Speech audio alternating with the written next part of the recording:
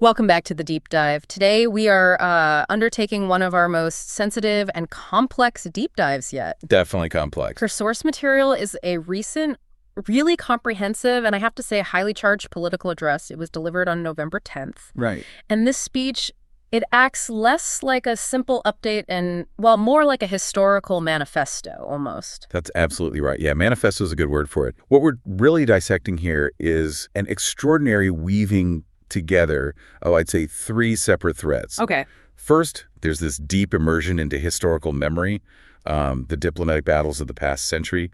Then second, a really detailed defense of the current, evolving war strategy. Mm-hmm. And finally, and this is maybe the most surprising part, a bold and, highly controversial proposal for national accountability regarding the tragic events of October 7th. So our mission for you, the listener, is to try and quickly cut through some of that intense rhetoric and really extract the core strategic, the geopolitical arguments being made here. Yeah, because it is dense. It is dense, it's highly charged, and it's full of these claims about diplomatic victories on one hand and internal political sabotage on the other. Right.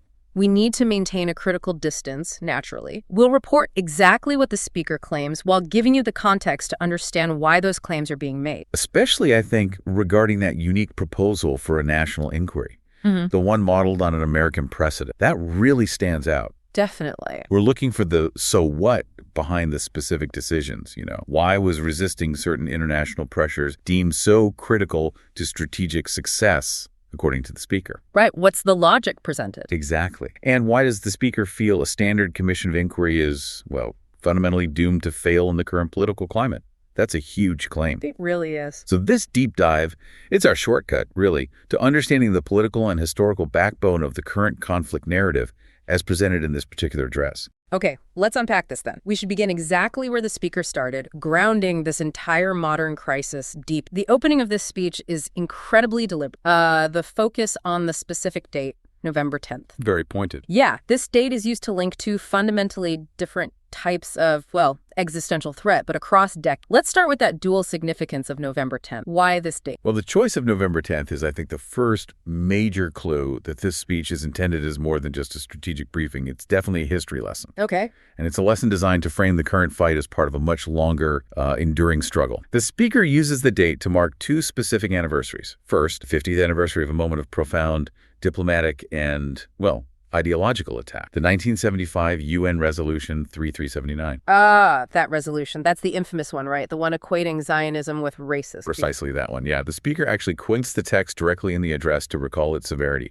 It says, Zionism is a form of racism and racial discrimination. Wow. Dark is this resolution was seen as a foundational assault on the very moral legitimacy of the state. It sought to move the debate away from just borders insecurity. Right. To the core premise. Exactly. To the very premise of its existence. It effectively codified institutionalized ideological anti-Semitism on a global scale. According to. And then immediately after bringing that up, the speaker pivots. He goes to a much darker, earlier historical parallel on the very. He does. And the pivot is clearly intended to be jarring. November 10th is also the date of Kristallnacht in 1938, the night of broken glass. A completely different kind of attack, physical violence. Exactly. The moment when organized, state-sanctioned physical violence against Jews just exploded across Germany and Austria. It's often cited as a crucial turning point, leading directly towards the Holocaust. Right. So, by juxtaposing the UN resolution with Kristallnacht, the speaker is drawing this direct line, rhetoric. He's claiming that the diplomatic attempt to destroy the state's legitimacy Since 75. Yeah. In 75 is simply the modern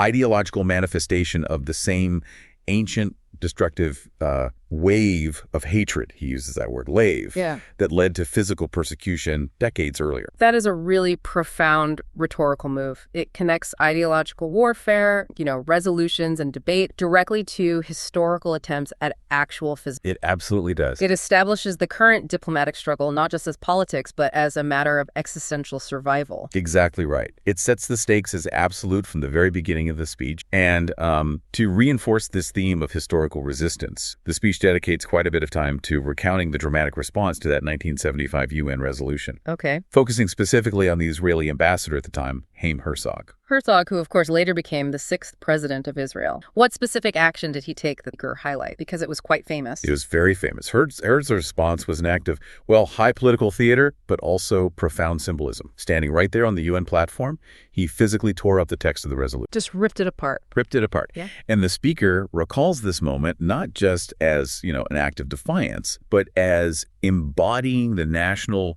determination to stick to the truth and not surrender to the falsehood. That's the framing. So it's presented as a moment of absolute national resolve against what they saw as a massive global lie, one that sought to define the entire nation as... Precise. And the address doesn't just leave that story hanging there. Yeah. Right. It connects it to a later diplomatic vindication, sense of completion. Okay, so there's a follow-through. Yes, providing that crucial narrative arc of, resistance eventually leads to victory. The speaker notes the diplomatic achievement of actually witnessing the repeal of that very resolution 60 years later in 1991. Right, a long time, but it happened. A long time, but it happened.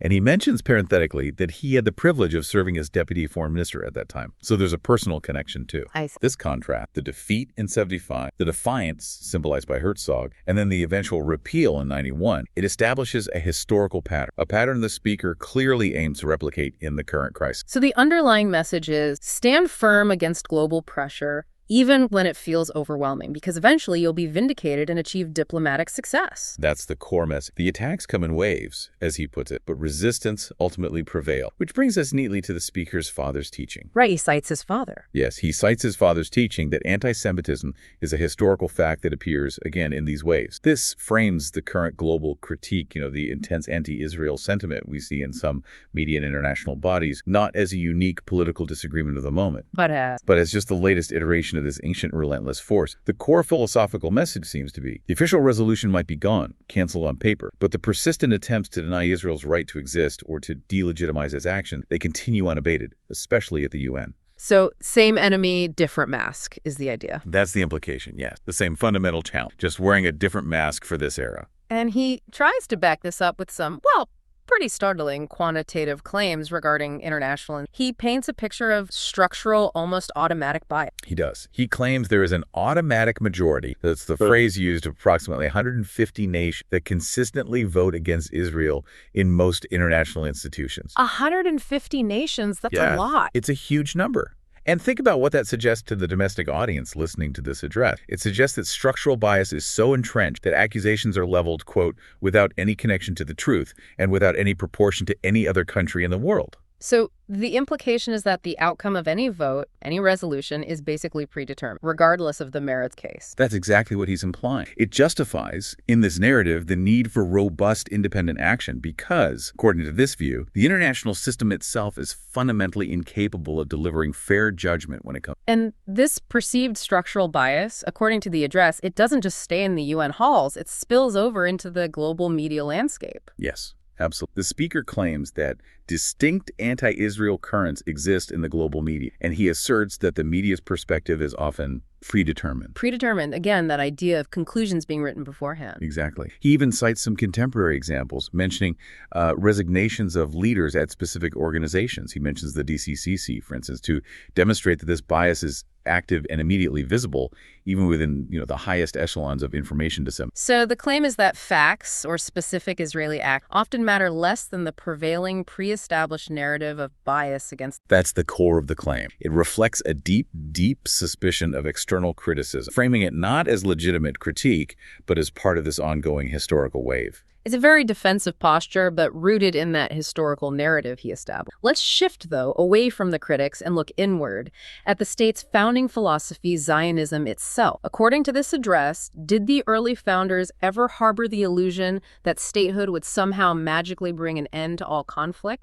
According to this speaker, absolutely not. He specifically references key early Zionist thinkers, Pinsker, Nordau, Zangwill, making it very clear they never misled themselves on this point. So they anticipated continued hostility. They understood, according to this telling, that achieving statehood would not magically halt aggression or eliminate hatred. They knew that anti-Jewish hatred, this historical force, might reappear in full force, even after achieving sovereignty in their ancestral home. That's interesting because it preempts a common modern criticism, doesn't it? The question of, well, if statehood was, why are you still fighting? Precisely. It addresses that head on by saying the founders knew This wasn't about ending hatred, but about changing the response. Okay, so if the attacks didn't cease after the establishment of the state, what did fundamentally change? This feels like the core rhetorical shift, moving the argument from history towards current military strategy. This is absolutely the crucial strategic distinction made in the speech, and we probably should linger on it for a moment. Okay. The attacks did not cease. That's accepted as a historical constant, part of those waves. Sure. But what changed fundamentally was the capacity to fight back. The power dynamics shifted. Exactly. The change is the ability to exact a very heavy price, again, his words, from those who seek to harm Israel. It's the transition from being a scattered, often defenseless people, like during Kristallnacht, Right. to becoming a sovereign state capable of robust, decisive self-defense. This concept, this changed factor, the capacity to respond and hit back hard, is presented as the entire justification for the military actions that followed October 7th. So it forms the rhetorical bridge, linking the past need for defiance with the present need for military strength. Perfectly put. The past required symbolic defiance, like Herzog tearing up the resolution. The present, according to this address, requires tangible military strength. It's a really powerful thesis, linking that historical pain directly to modern military. And it allows him to pivot quite smoothly from the sweep of the past century right into the current conflict, which he labels, interestingly, the War of Resurrection. Let's discuss that term for a moment. War of Resurrection. It's highly evocative. What does he seem to mean by framing the current situation? Well, War of Resurrection, it immediately implies recovery, doesn't it? Survival, a return to strength after being struck down, perhaps nearly fatally. Like rising from the dead. Something like that. The speaker explicitly defines it as a just war against those who attacked on what he terms 7 fronts on October 7th. 7 fronts. Does he specify what those are? He doesn't detail all 7 in this particular part of the speech, but the implication is a coordinated, multi-pronged assault designed to overwhelm. The term resurrection acknowledges the severity of that initial blow, a temporary political and military shock, maybe even feeling like a death blow to security concepts. Right. The shock was immense. Immense. But the term emphasizes the immediate, powerful return to life and strength. It frames the conflict as being entirely focused on restoring the nation's integrity and security after sustaining what he describes as a massive, terrible blow. He does acknowledge the severity of that initial trauma, that blow, but he immediately emphasizes the speed of the recovery. What factors does he credit for enabling the nation, as he puts it, to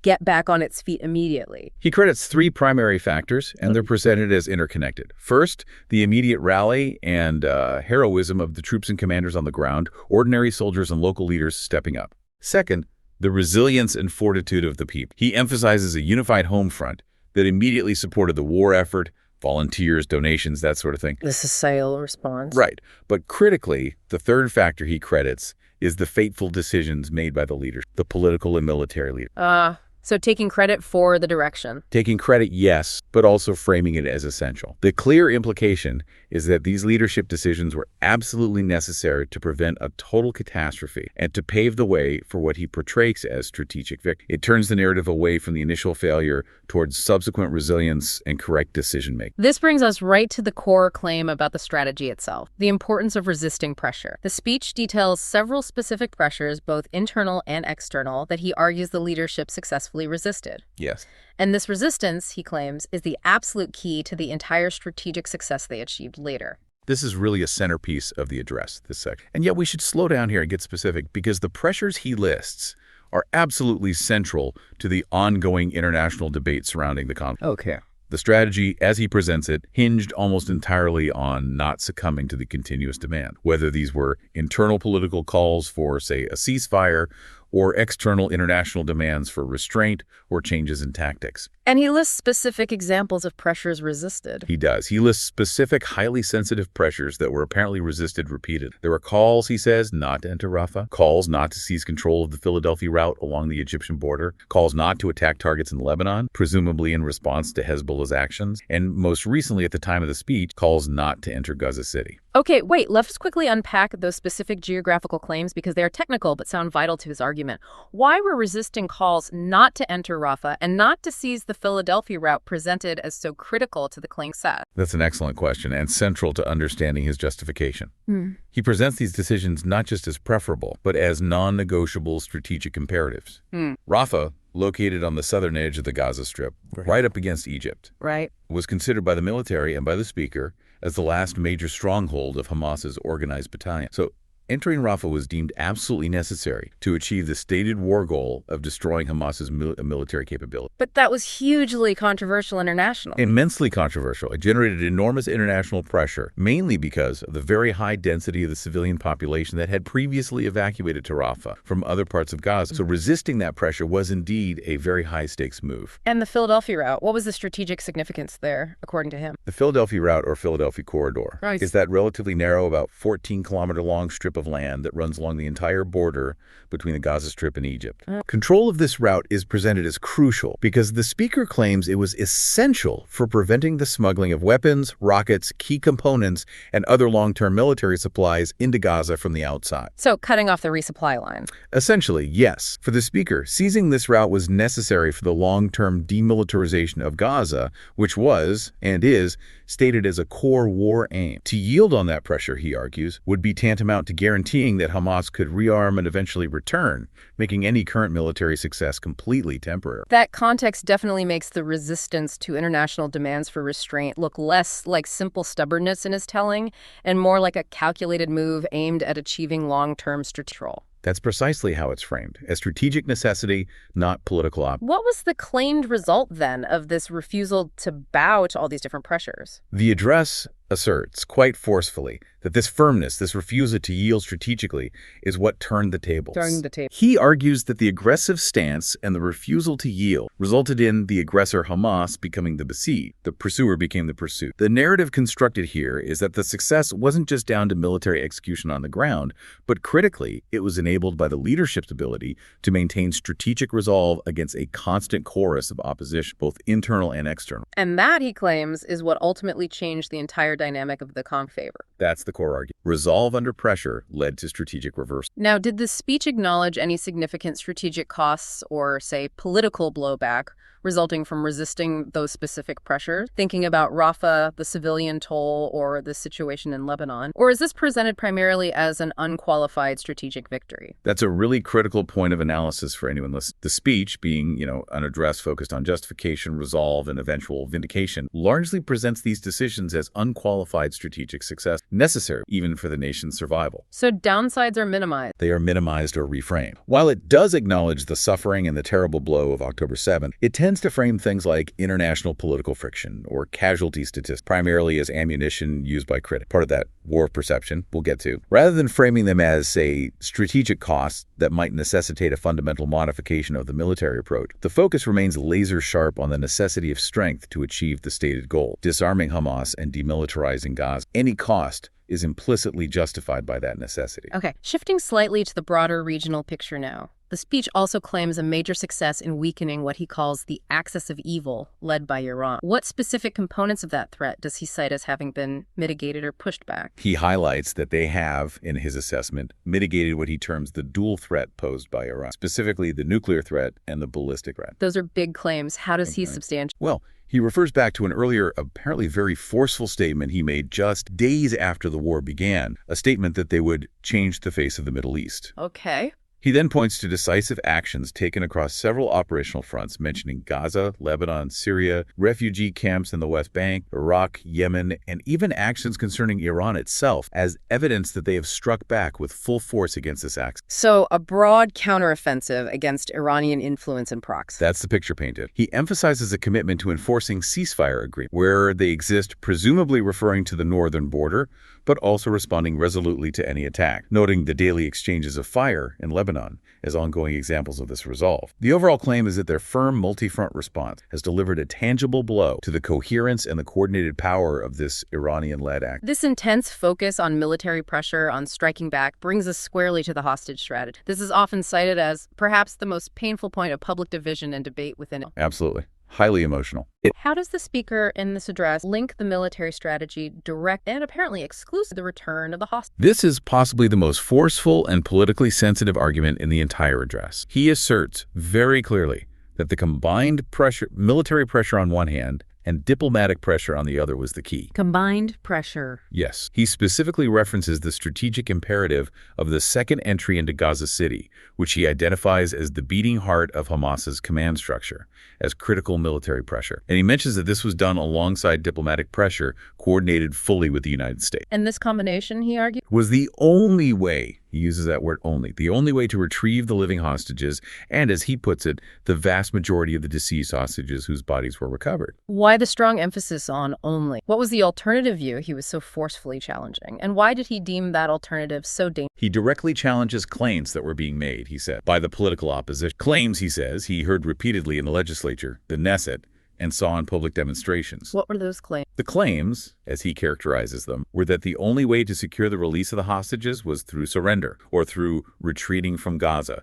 or by making half deals, or stopping the military operation altogether. He positions his approach in direct opposition. So a complete rejection of halting the military campaign for hostages. A complete rejection. He emphasizes the absolute necessity of maintaining intense military pressure as leverage. Without that pressure, he argued, there would be no incentive for Hamas to release anyone. What was the specific risk, according to the address, of taking that other path? The path of, as he calls it, surrender or half. The strategic danger, as presented in the speech, was portrayed as catastrophic. Surrender or retreat, he argues, would have transformed Hamas into a global success story. A success story? How so? Because they would have achieved their aim, inflicting massive damage and then forcing concessions through hostage take. He argues that such a success would have immediately encouraged future kidnapping, not just by Hamas, but across the region, by various groups. It would have validated the entire strategy of the Iranian-led Axis, effectively rewarding the initial atrocity of October 7th. I see the logic he's presenting there. And he contrasts his own firm,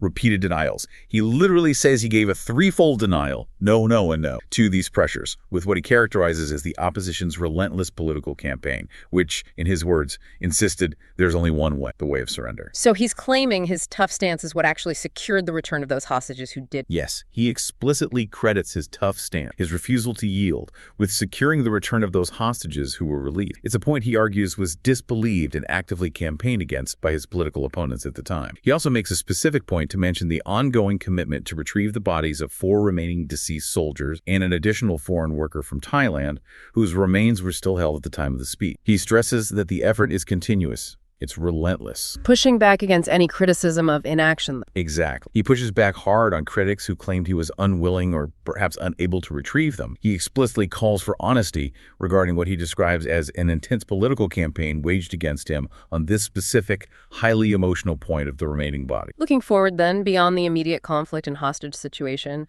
what are the stated future goals for Gaza itself and for a broader region as laid out in the address? The focus seems to be heavily on demilitarization. For Gaza, the goals are presented as absolute and non-negotiable. Hamas must be disarmed, and the entire Gaza Strip must be demilitarized. Full stop. And how is that? The speaker warns, quite starkly, that this will happen the easy way or the hard way, but it will happen. This demonstrates a total commitment to achieving this outcome, regardless of international objection or internal political pressures. Very uncompromised. Very. And beyond Gaza, the longer-term goal is defined as extending the circle of peace in the region, broadening the Abraham Accords, presumably, or similar normalization efforts. But, and this seems crucial, this expansion of peace is explicitly tied back to that central theme of strength, isn't it? Yes, absolutely. It's not peace through concession in this view. It's defined specifically as peace through strength. Meaning that the pursuit of peace cannot and will not come at the expense of national defense capability or military deterrent. The state must always maintain, in his word, David's sword of shield in hand. So it perfectly reinforces that central idea established right back in Section 1, connecting to Herzog and the UN. Exactly. The capacity to respond militarily, to exact that heavy price, is presented as non-negotiable, not just for security, but as the very foundation upon which diplomacy and peace-building must rest. Strength enables peace in this frame, rather than peace-enabling disarmament. It really is a complete strategic sense present, linking historical suffering directly to current military doctrine and then projecting that onto diplomatic. A very coherent narrative. from his. But this entire structure, as the speaker himself knows, is constantly battling against what he calls the war of perception. Let's move into that now. Let's turn our attention now to this war of battle for narrative. Speaker addresses, significant frustration. He frames the international perception as a kind of David versus Goliath reverse. Yes, this is where the address becomes intensely rhetorical and really begins its sharp turn towards internal political critique as well. The speaker expresses profound frustration bordering on outrage that Israel is, in his view, being painted internationally as the Goliath. A big aggressor. The overwhelming, crushing aggressor who must be stopped, must be defeated. While simultaneously he claims the vile murderers of October 7th are being identified in some circles as the underdog, as David. A complete inversion of the roles in his view. He labels it a massive distortion of the truth. And notably, he draws a direct parallel back to that 1975 UN resolution we discussed earlier, presenting this as another era where the truth was supposedly inverted on the global stage. History repeating itself. Ideology. Who does the address claim is actually promoting this pervasive, distorted narrative? He seems to name a very wide, almost unlikely coalition of actors. He really does cast a remarkably wide net. He suggests this narrative, Israel as Goliath, is being actively and intentionally promoted by a diverse coalition, unified in his telling only by their anti-Israel stand. Who's in this coalition? He lists the progressive left, extreme Islam, parts of the radical right, and many media outlets worldwide. That covers a lot of ground. It covers almost the entire spectrum, doesn't it? The speaker argues their shared singular objective is simply to show Israel as the aggressor that must be defeated. This rhetorical grouping, of course, serves to delegitimize all these critics by lumping them together under a single, implicitly nefarious objective. So what is the counter-narrative then? How does the speaker define the truth of the situation? The counter-narrative is presented as simple, unvarnished truth. Israel is David. David fighting Goliath. Yes, Israel is David fighting the murderous Goliath of the Iranian axis of evil and its proxy. And Israel is using its own highly sophisticated sling stone, presumably referring to its advanced military and technology. That's quite the image. It is. The language is clearly designed to reclaim the moral high ground and, at the same time, assert strategic confidence. He follows this up by saying, we are the attackers, we are the winners, and we have no intention of apologizing for it. That refusal to apologize seems... It's absolutely key. It's a direct rejection of the global political pressure, the calls for restraint, the accusations, all the things discussed earlier.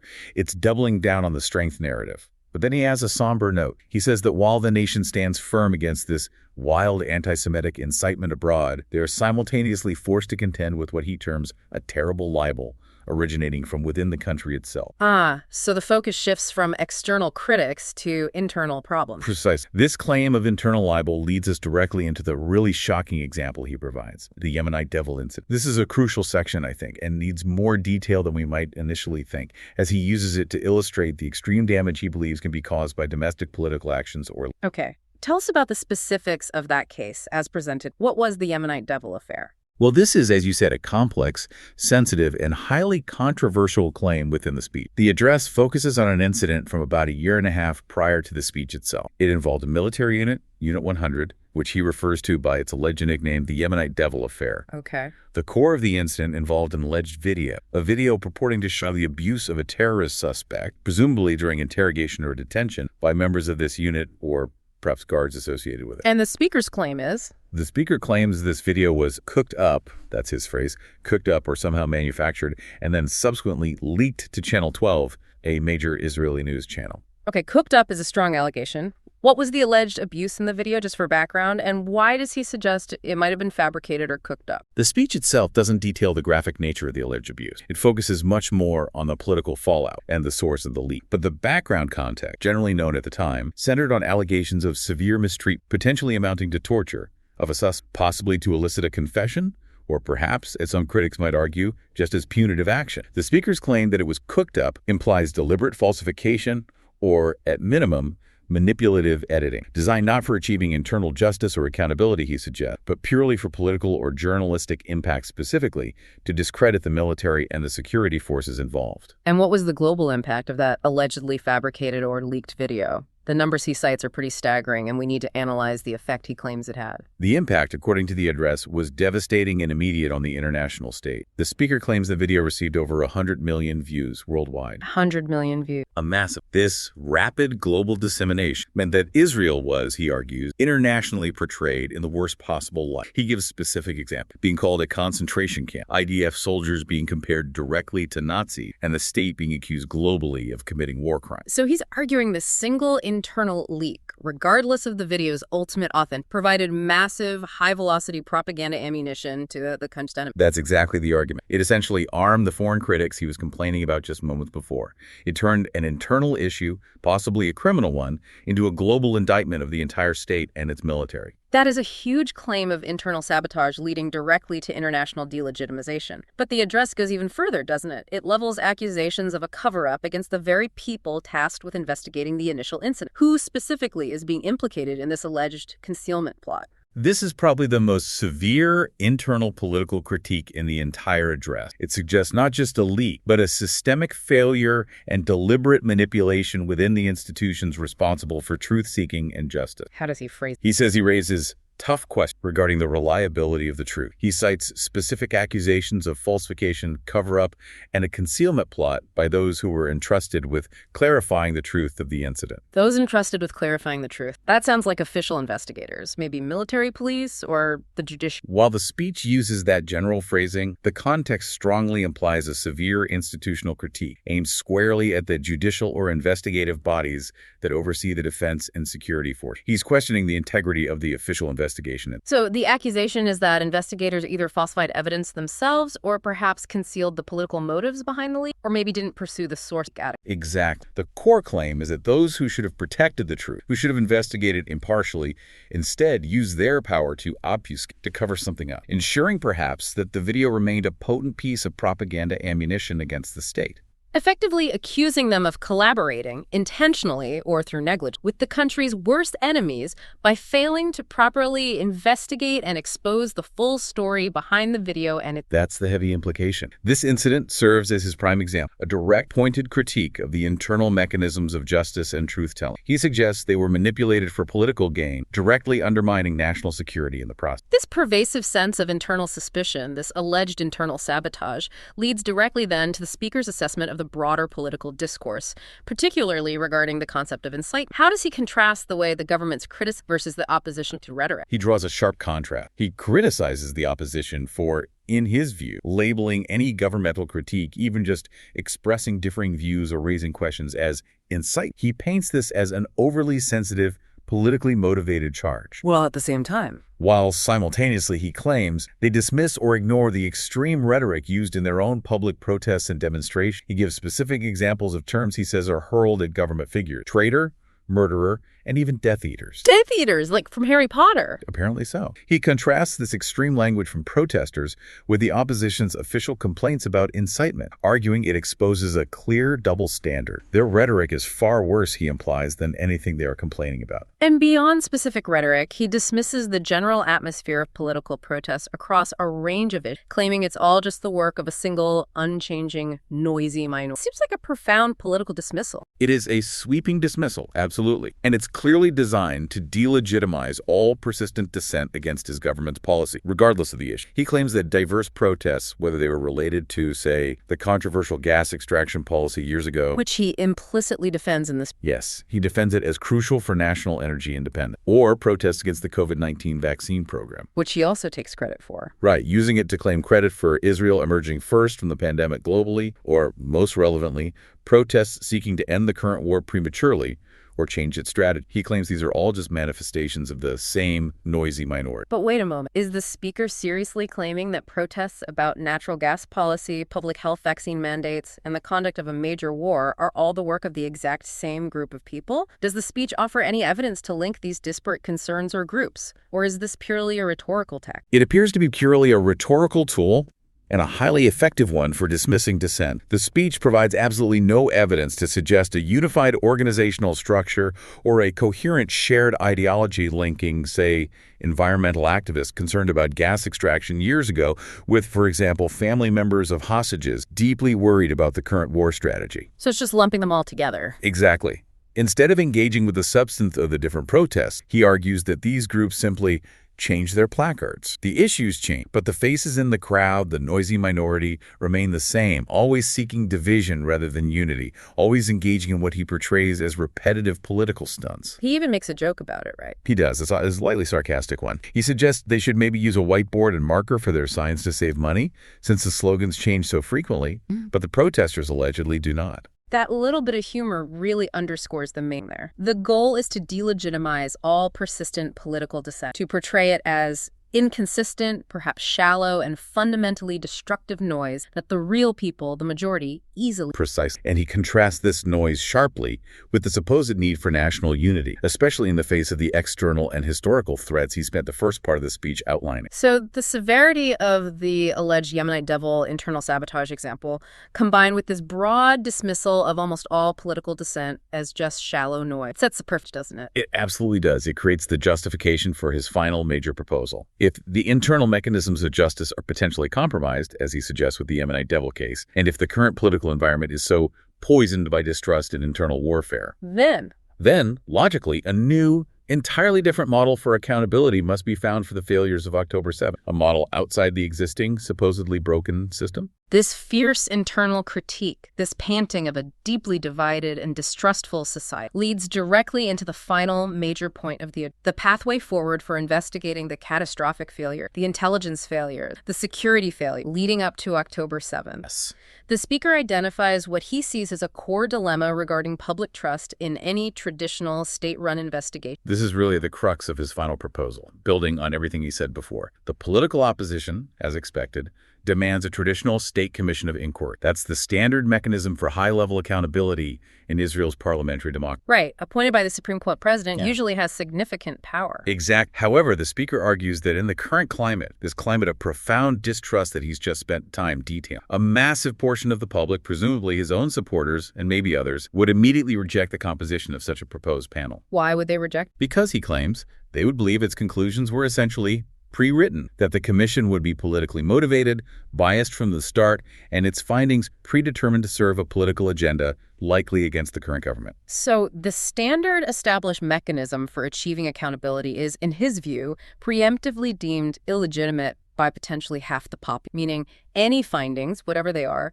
would only deepen the national rift, not heal. That's the core of his argument. It's actually a revolutionary political challenge to the way democracy is supposed to function, especially in a time of crisis. He's saying the usual tools are broken. Broken by distrust. Broken by distrust. The speaker stresses the urgent need for a commission that is, first, balanced, second, capable of hearing everyone and investigating everyone involved, and third, most crucially, commanding the maximum possible trust of the public. Not just a simple majority trust. No, he states explicitly, he does not want a committee that is accepted by only half the nation and more. He wants something approaching universal acceptance. In his view, a political committee whose findings fail to unify the country serves only to provide more ammunition for the very internal warfare it spent so much time decrying. It would make things worse, not better. This desire for broad, almost universal national acceptance leads him to propose a very model, drawing inspiration from outside Israel, specifically from the U.S. experience after the deadliest attack on its soil. Yes, exactly. The proposal is to adopt the structure and maybe more importantly the spirit of the U.S. 9/11 National Commission. Formerly, that was the National Commission on Terrorist Attacks upon the United States. And this specific model is offered as the only way to achieve the necessary national consensus on the Commission's to somehow override seated political antagonism. That's precisely how he frames as the only viable path forward, if the goal is genuine accountability coupled with national healing, rather than further political division. Okay, let's detail this a bit more. Why is the American 9/11 Commission proposed as the ideal precedent? What specific structural elements does the speaker want to import from that? He highlights two absolutely key elements that, in his telling, set the 9/11 Commission apart from a typical governmental inquiry, especially in a highly polarized environment. Those two elements are parity, cooperation. Parity and cooperation. The U.S. body was established as a joint parity. It was comprised equally of members appointed by the two major political parties, 5 Democrats and 5 Republicans. And crucially, these appointments came from both the executive branch, president, and the legislative branch, Congress. So equal representation baked into the structure. Equal representation fit. But the second point, cooperation, is just as important in his narrative. He stresses that both sides of the American political divide,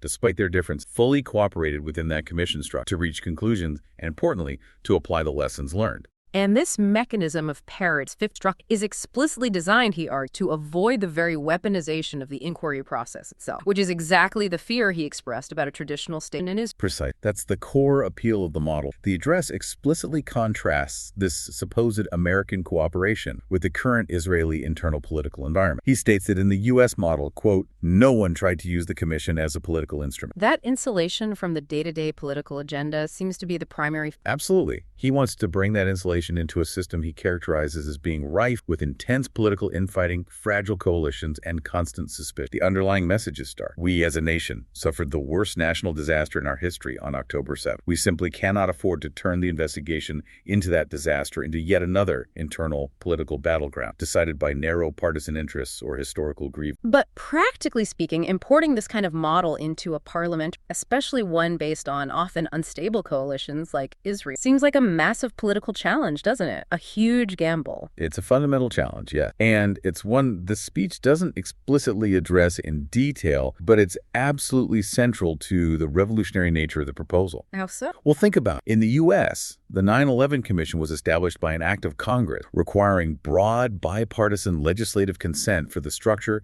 and the appointment. In a parliamentary democracy like Israel, a traditional state commission of inquiry is usually appointed by the president of the Supreme Court, not by politicians directly negotiating parity. And its findings carry immense weight. Immense legal and political weight. They often lead directly to resignation, sometimes bringing down government. So a U.S.-style parity commission would require the political rivals, the government, and the opposition to voluntarily agree to surrender control over the narrative of accountability. A narrative that holds the power to end political. Exactly. They'd have to surrender that control to a jointly appointed, theoretically neutral body. That's a huge ask in any political system, let alone one described as being as toxic as the speaker portrays Israel. So the speaker is effectively arguing that the system is so broken, so plagued by distrust, that the only way to achieve trusted accountability is to bypass the traditional appointment process entirely, to mandate consensus on the investigator, even if that mandate potentially undermines the narrow political interests of the government currently in power. That's the radical implication, yes.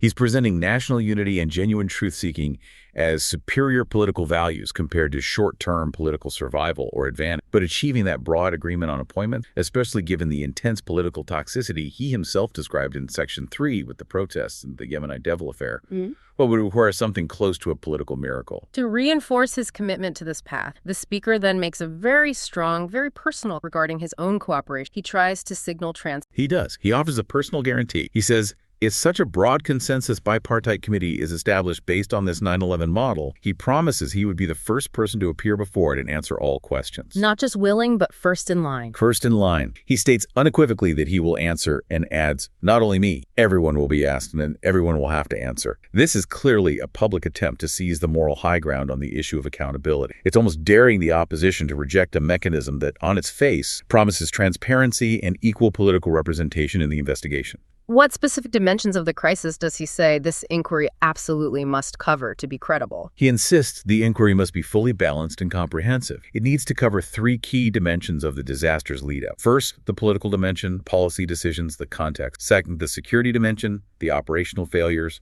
the border preparedness. And third, the intelligence and warning dimension, the failure to detect or correctly interpret the signs of the impending attack. So a very broad mandate. A very broad mandate, yes. The stated goal is comprehensive accountability across the board, ensuring that no conclusion, regardless of what they ultimately are, can be deemed illegitimate by half the public simply because of a perceived bias in the Commission's initial makeup or mandate. He pushes back directly on the opposition's potential criticism, saying something like, you say this problem, this failure has been going on for years. Fine, let's examine it all, and let's examine it in a way we can all trust. He concludes this specific segment by really emphasizing that the American experience with 9/11 proved, in his view, that even after a massive, unprecedented national disaster, it is possible for political rivals to set aside their deep differences and find common ground on accountability for the sake of the nation. So the call is to learn from the Americans. Yes. Learn from the Americans and proceed in a full, balanced, and responsible manner. He presents this as the only way the nation can truly learn the lessons of October 7th and move forward. The address then concludes, circling back to that initial theme of unity, reiterating the importance of national cohesion for ultimate survival. Absolutely. It brings it full circle. He acknowledges, yes, disagreements and differences are natural. He even says they are part of the nation's character, and they're certainly natural in any functioning democracy. But, he reaffirms, during times of profound crisis, whether it's the current time of war, Or, as he suggests, perhaps approaching times of peace, the nation must stand together. Unity is paramount to ensure its survival for generations to come. The final message is really a declaration of unified strength and potential success, but it's contingent upon the acceptance of this specific unified path toward accountability he's just proposed. #tag outro. Wow. What a dense and really complex tapestry of history, military strategy, and internal political warfare we have just tried to unravel there. I covered a lot of ground. It really did. If we try to synthesize the key strategic takeaways from this single powerful address, what are, say, the 3 major insights our listener absolutely must carry forward? Okay, 3 key things. First, I'd say the historical framework is absolutely paramount to understanding the speaker's entire argument. The November 10th connection. Exactly. He deliberately used November 10th to fuse the physical threat of Kristallnacht with the ideological threat represented by the UN's Zionism is Racism resolution. This wasn't accidental. And the purpose of that fusion? It frames the current military strategy and all the global diplomatic friction, not as, a modern political choice made in a vacuum, but as the latest necessary resistance against an enduring existential historical wave of anti-Semitism. This historical lens is absolutely crucial because it's used to justify the need for unyielding strength today. Okay, that's the first takeaway. The historical justification for strength. Second, the strategic success narrative, and importantly, the political narrative of that success, is explicitly based on this concept of disciplined resistance to pressure, both internal and external pressure. The refusal to yield. The core claim presented is that the sustained military pressure, specifically citing the decisions to maintain control over strategic areas like the Philadelphia route and the controversial entry into Gaza City, was the singular mechanism that actually led to the return of the hostages who were released. Singular mechanism. Yes, and this completely dismisses really, any strategy that might have relied solely on negotiation or concession without that military pressure. He defines those alternatives as being equivalent to surrender. Got it. History justifies strength. Strength under pressure yields result. What's the third? And finally, I think the most politically crucial element for understanding the current internal dynamic, that dramatic proposal to bypass traditional accountability mechanisms. The 9/11 Commission model. Exactly. The speaker argues that public distrust is now so profound a distrust, he claims, is fueled by things like the alleged Yemenite devil, internal sabotage, and the general political toxicity he described, that only a national bipartisan consensus body explicitly modeled on the U.S. 9/11 Commission's structure of parity can possibly produce conclusions that the entire country will accept as legitimate. So it elevates internal consensus almost to a national security issue itself. That's the ultimate framing, isn't it? Internal political consensus, or at least consensus on the investigation process, is being elevated to the level of a national security imperative. You can't fix the external threats without fixing the internal distrust first, is the underlying message. It's really essential then for listeners to recognize that this geopolitical statement, this address, it wasn't merely a reaction to recent events. It was a deep strategic move in itself. Oh, absolutely. Using a very specific selected reading of diplomatic history to justify the strategic present, while simultaneously attempting to shift the entire mechanism, the entire ground rules of internal political accountability. It cleverly connects the highest stakes imaginable national survival, the outcome of the war, with what might seem like the lowest stakes of political conflict, partisan appointments to a committee. The argument becomes, you simply can't secure the future without first fixing the deep institutional distrust of the present. It links them inextricably. Which leaves us, as always, with a final thought for you, the listener, to explore on your own. If this American 9/11 model, this parity-based commission, is being presented as the optimal, perhaps only path for such a high-stakes national inquiry, what specific structural mechanisms beyond simply ensuring equal numbers, equal parity between the political rivals, would actually be necessary to truly insulate that commission's work, to protect it from the constant political turbulence, the deep claims of pre-written conclusions, and the constant attempts to delegitimize dissent that were mentioned throughout this very address? That's the million-dollar question, isn't it? In a system described as being so deeply divided, how do you successfully mandate intellectual and political trust, even with structural parity? A fascinating test of political engineering indeed, if it's even possible. We'll let you wrestle with that one. Thank you for joining us for the Deep Dive.